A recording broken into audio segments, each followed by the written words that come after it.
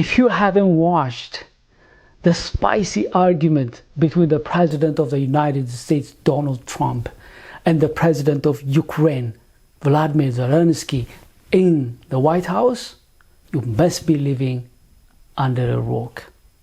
I couldn't believe my eyes. If somebody told me that was exactly what happened, I wouldn't have believed them. I mean, these days, it's hard to believe anything or anyone, but this one was in display for everyone to enjoy it. And we humans, we love palace intrigues. Unfortunately, many of the stories that we hear about palace intrigues, they are told by a third party, and there is no way for us to verify whether they are true or not. This one, you don't need to verify. We watch them live. Of course, today I'm not here to recount everything. You already know the story. I'm here today to draw 5 lessons on what not to do if your intention is to influence your boss, for that matter, anyone who has leverage over you. Influencing people who are reporting to you, your peers, is easy. The stake is low.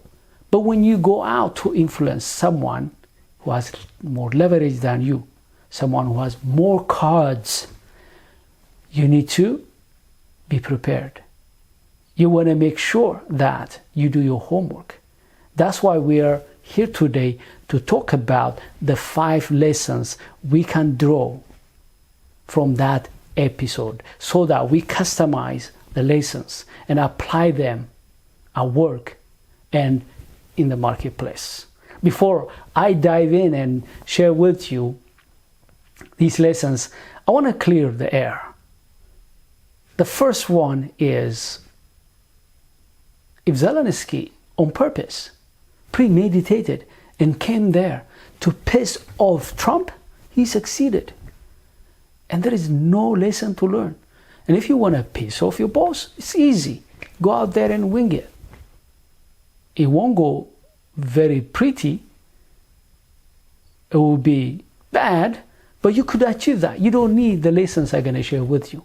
The second thing I want to clarify is that there are 2 theories. One, some people say that the White House staged the episode and Zelensky was ambushed. The second theory, no, Zelensky made some influential elected officials before he met Trump, and they made him up to this, which means they told him, don't allow Trump to bully you. Stand up to him. Can I verify these things? There's no way I can verify that. And also, I don't want to assume that I understand the space from where Zelensky is coming. He is leading a country at war. Thousands of people are dying on a weekly basis. Maybe he's just tired.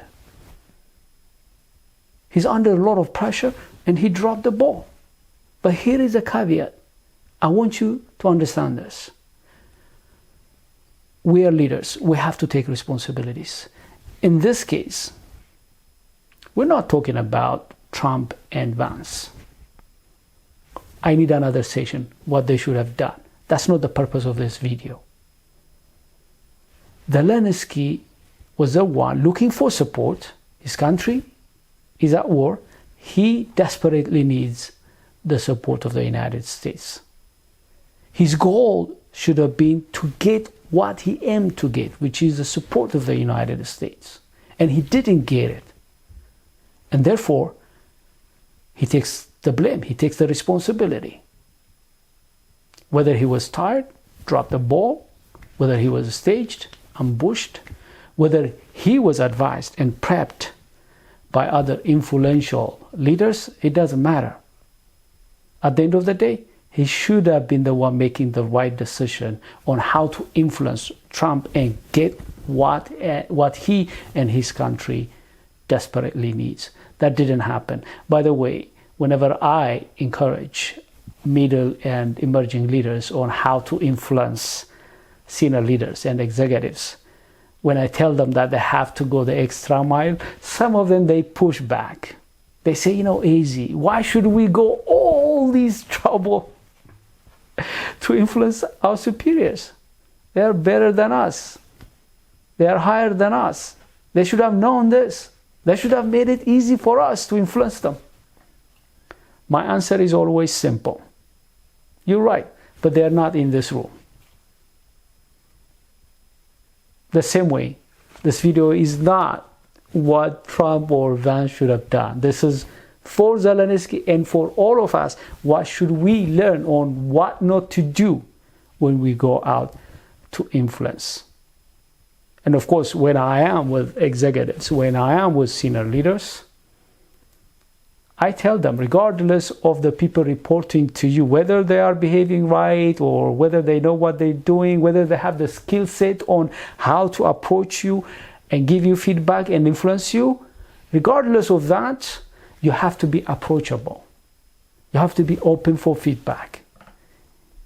You have to reach out to be influenced by the people who are reporting to you. But you as a leader trying to influence someone higher than you, regardless of whatever response, whatever behavior, whatever decisions you're gonna make, when you go out there, you take responsibility. You do your part. Because you can't control the other side. They have more cards, more leverage. That said, I want to share with you 5 lessons about what not to do when you seek to influence your superiors. The first one is don't wing it. Get prepared. Go the extra mile to understand your boss, the person you are trying to influence. You want to know their personality, their preferences, their styles. What do they like, what they don't like, and so on. In this case, Zelensky should have understood that Donald Trump hates public confrontations. People who worked with him off camera, they say that he's softer in one-on-one off-camera discussions. Even he's generous. But when you confront him on TV publicly, that you should have known that he's gonna react to it. He may go for a kill. Zelensky didn't do his job. He was confronting Donald Trump, questioning his popular statement, which is, we have a beautiful ocean between us. Zelensky want to confront that. Trump doesn't like that. He should have understood that. I heard a story about one of the aides of Ronald Reagan's. This aide, he wanted to influence the president, but he knows that the president is his boss. He cannot just tell him what he believes the president should do. But he understood that Ronald Reagan is a movie star, and therefore what he did was he went out and brought a movie that showed the devastating impacts of nuclear blast. He was trying to convince the president that he should work with the Russians to reduce the nuclear armament race. The way he approached it, bring a movie, because he's a movie star, just show him the movie and let him make his decision. And that's exactly what Ronald Reagan did. I remember I had a boss. He delegated me and he took time off for 2 weeks. Before he left, he told me, AZ, you're more than ready. Don't reach out to me via email. Don't call me. Just make decisions. You are more than ready. He sent email to the team saying that AZ gonna be the one taking care of you when I'm absent. I was happy. I was glad that the boss trusted me. The next day, there was a decision I should make, but I didn't have the ball to make that decision. It was tough. I was afraid. I promised I won't reach out to him, but I couldn't make that decision by myself. I didn't want to blow up the opportunity I was given. What did I do? I sent him an email violating his instruction. He didn't get back to me. Waited 4 hours. He didn't get back to me. The next day, I had to make that decision, but again, he didn't get back to me. I violated another instruction. I called him. He didn't pick it up. Then I was desperate. And I argued that maybe I can send this question to his boss, and his boss knows better than I do, and maybe she can help me make a better decision. Wrong. I drafted that email, CC'd my boss, and clicked send. Guess what? I was not even sure how fast he got the email. I got a call from him. When I picked it, I thought he's gonna greet me, and then maybe he would say, sorry, I missed your call, and then he would help me. No, he didn't greet me. He's a very nice guy. But he immediately went to business. Actually, he yelled, AZ, what did you do? What did you do? How do you go over my head? And he closed the phone. I was clueless. I didn't know what I did. I didn't even understand what he meant by you went over my head. I didn't. I was unhappy. Actually resented that. Of course, after 3 hours or so, once he cooled down, he called me, I apologized, sorry I yelled at you, but don't do this again. And we talked about the decision. To be honest, back then, I was shocked why he acted like that. I was trying to help him. Why he overreacted that? But looking back, I was wrong. I should have known the pet peeves of my boss. His hot buttons, I didn't know. That was my mistake. I didn't do my homework. I winged it. And I paid the price. The second lesson is don't show up.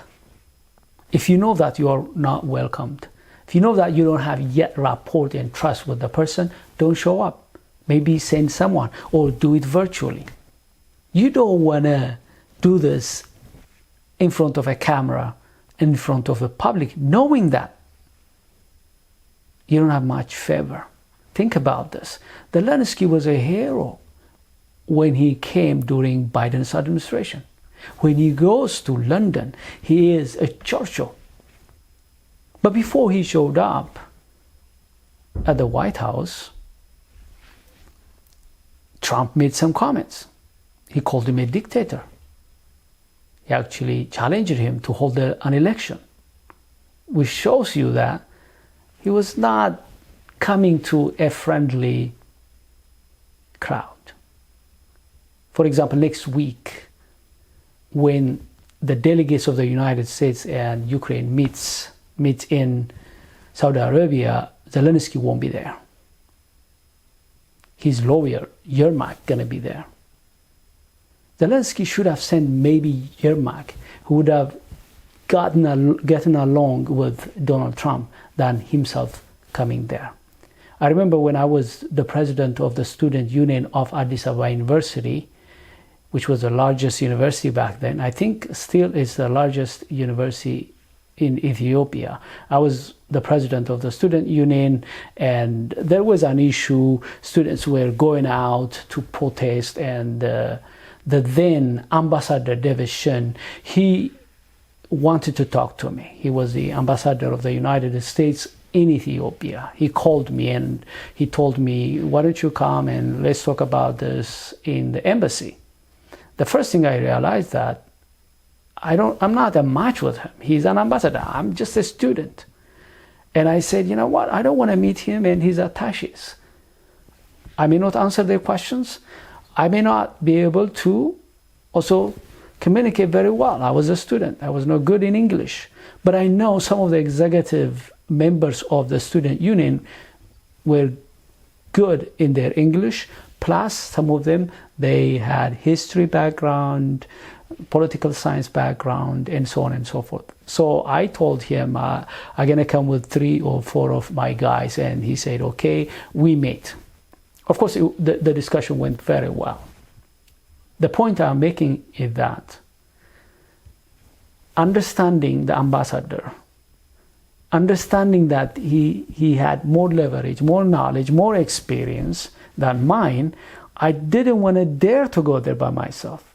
I went with my colleagues who were better positioned than mine. The point I'm making is, for example, in the case of Zelensky, he could have come with a translator. You saw him in that discussion. He was struggling to understand some words. If he came with a translator, believe me, even if the tone Zelensky was using, the words he was using were offensive, the translator would have played around, used a better tone. The point I'm making is this: if you don't have yet rapport, if you don't have trust with the person you're trying to influence, especially if you know that they don't like you, don't just dare them. Find a way, find somebody, a third party, to reach out to them. Find a way to make sure that you're not going out there to have this awkward, confrontational exchange with them. The third lesson is about don't violate the protocol. I cannot verify this, but I read that the White House reached out to Zelensky's people, and they told them that Zelensky should suit up. He should come with formal suit. Even if I don't verify, however, my intuition tells me that that was the case. How do I know? Because I know Trump always follows protocol. He's always dressed up, except when he's on the golf court. I also know that he commented when he received Zelensky. Zelensky came out from the car, handshaked with Donald Trump, and Trump said that, oh, he dressed up. I think that was a sarcastic comment. Trump expected him to come with suit. He didn't. And he commented sarcastically. Maybe I'm wrong. But again, when there was a journalist who asked a question, saying that Zelensky, don't you have a suit, or don't you want to wear a suit? Something like that. Trump actually loved that conversation, gave it space. Of course, you could say that maybe that journalist was planted to ask that question. In any case, down the road, Trump actually brought that up again, the suit thing. Here is a point. You may be in favor of Zelensky the way he dressed. I'm not. But you may argue that, what's the big deal? He's at war and he should have dressed up. You may even quote Winston Churchill. When Winston Churchill, he showed up during World War II at the White House, he came with siren suit. He didn't dress up. That was okay. But here is my point. Maybe Winston Churchill had more leverage than Zelensky. Maybe the then president was okay with this protocol. I remember it's some years back. I wouldn't have done it if it were today. I was about to meet someone I want to influence. That was a very important person for me. This person could have opened a lot of doors for me. When I went to meet this person, I overdressed. Suit, tie, I was tightened up, very formal. When the person came, I was ashamed. I felt I was a clown. Why? Because he came with pants, t-shirt, very casual. I felt uncomfortable because here is the principle I follow. At least I want to dress the same way like the person I'm going to meet, or at least a little bit higher, not too far, not too low, not too far, because it disconnects you. By the way, even billionaires, they have very few people who have leverage over them. They can dress whatever way they want, but whenever they are called to higher places, they dress up. For example, during the inauguration, billionaires, or almost all the billionaires I have seen, they dressed up. Why? Because this is formal. They want to follow protocol, even if they have very, very few people who have leverage over them. The point I'm making to you is, you want to understand the protocol. You don't want to stumble. Before you even start to talk to the person, why would you make this a big deal? Why don't you make this a way? Why do you make it come in the way and affect your communication and the opportunity to influence your boss? The fourth lesson is, don't misalign. You're trying to influence someone.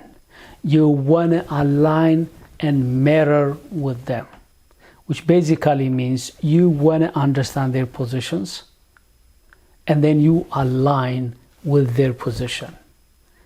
In that discussion, the position of Trump was, I want to end the conflict. The position of Zelensky was, I want US to stay, the least give us security guarantee.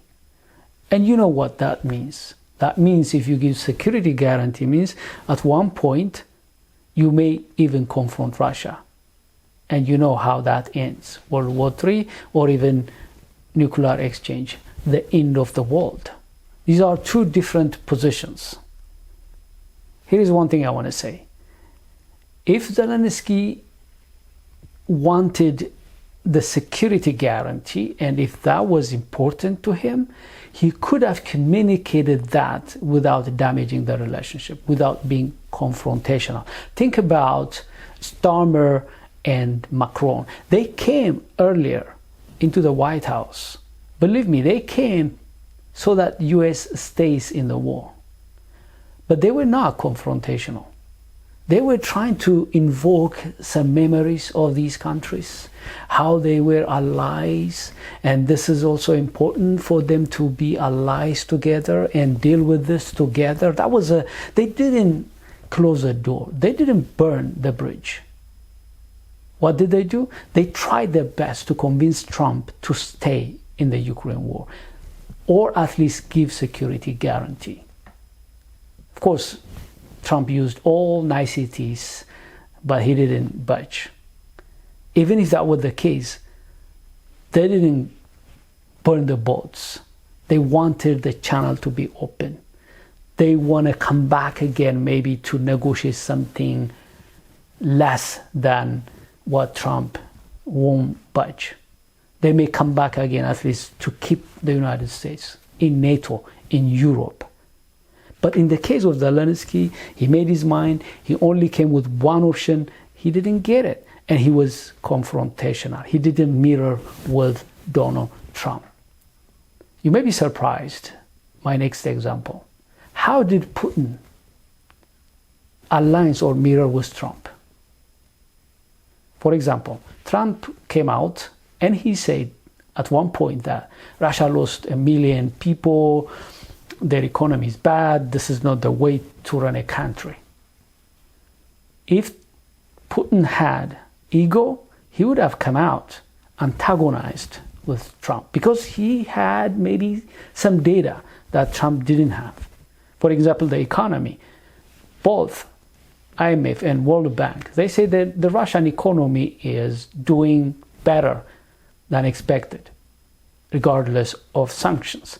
So he could have come out, quoted World Bank or IMF, said that Trump is wrong because the economy is okay. He didn't do that. You know what he did? He actually aligned with Trump and said, when he was asked, what do you think about what Donald Trump said? They wanted him to comment on that. He didn't comment on the substance. He actually showed empathy. He said that the 2020 election was stolen from Trump. If he was the president, this war wouldn't have happened. These are the exact phrases Trump uses. Now, you may be saying maybe he's trying to manipulate him, or you may say that maybe he's sucking up to Trump.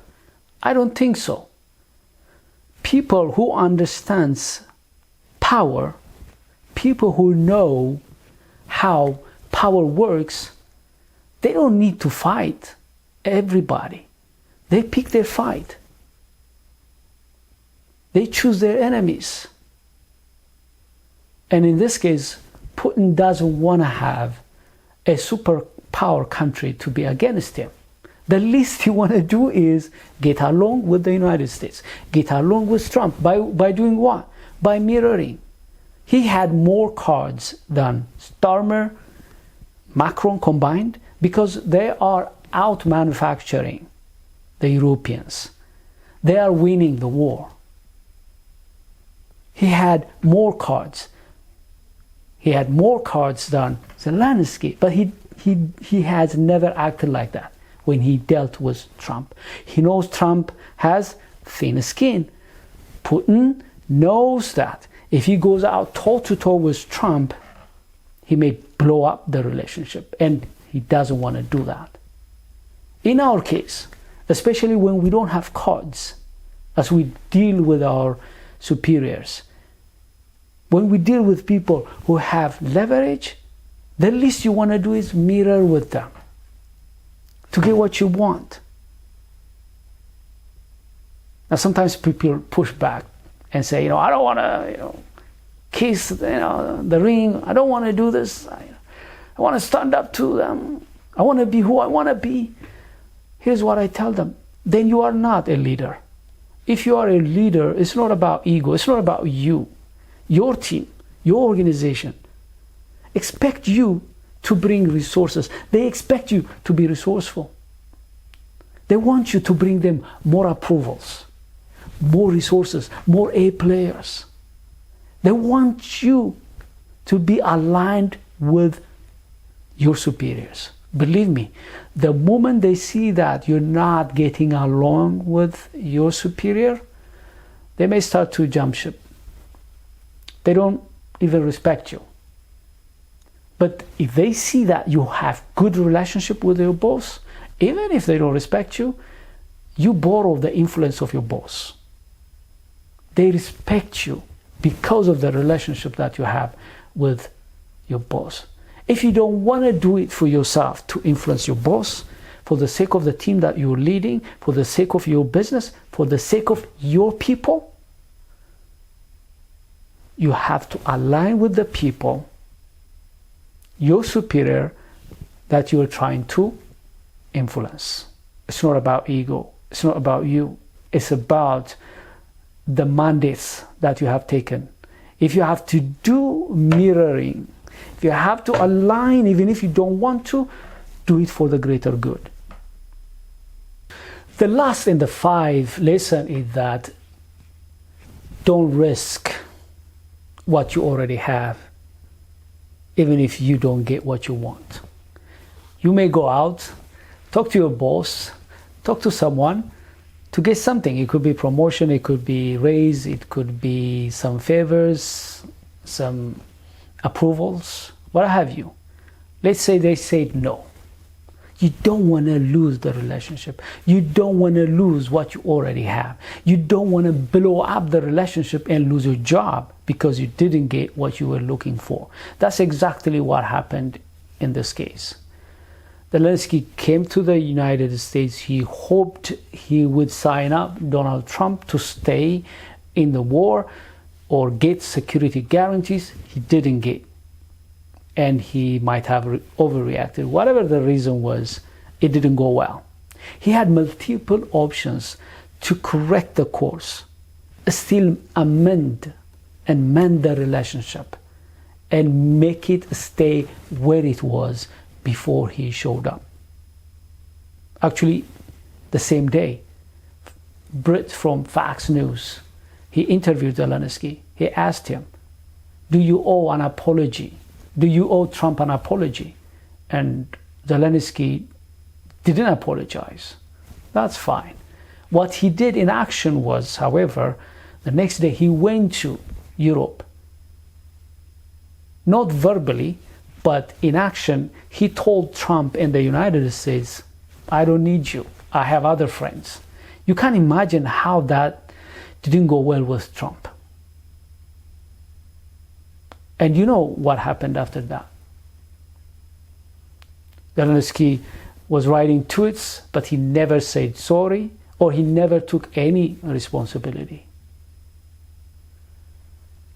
Unfortunately, right now, the United States suspended military aid and exchanging of intelligence. Actually, Russia used missile drones the other day and caused a lot of damage.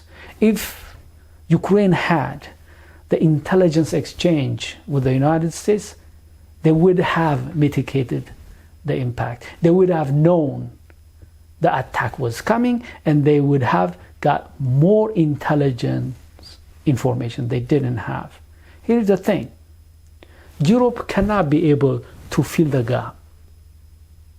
They don't have the manufacturing, they don't have the intelligence they need, which means basically Ukraine doesn't have the backing she needs to stand up to Russia. Ukraine lost the military aid, the intelligence, because Zelensky came for a bigger influence. He didn't get it, and then he torpedoed everything. The lesson you want to learn is, when you go to influence your superiors, the stake is high. Because if it doesn't go well, things may go south. You don't want to do that. That's why you have to be collected. You have to use your emotional intelligence. You have to prepare for the worst. If in case they push back, if they in case didn't take your approach to influence them well, and if it backfires, you need to know how to recover from that. If not right there, the next day, make up to them. Remember, they are your superiors. There are very reasons why they are your superiors, and ego should not come in the way. You try to influence, you didn't have the skill sets or the tactics, the approach, and you couldn't be able to do it.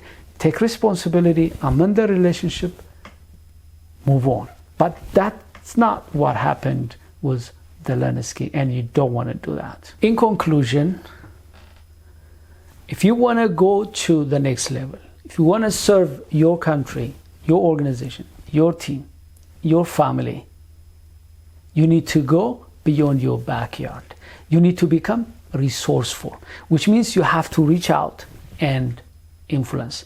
Influencing others, especially your superiors and people who have more leverage over you, is risky but rewarding.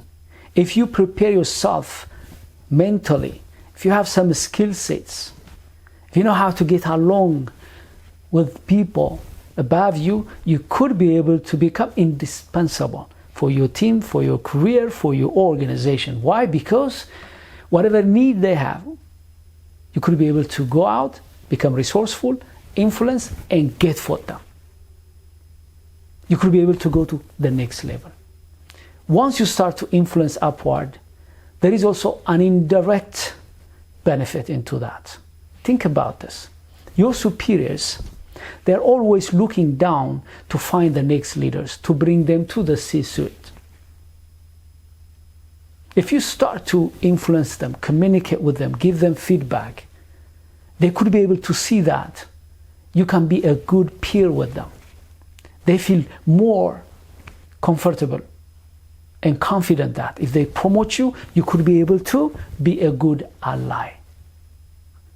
What I'm saying is that this is one of the skill sets you want to develop for your sake, for your career, for your family, for your team, for your organization.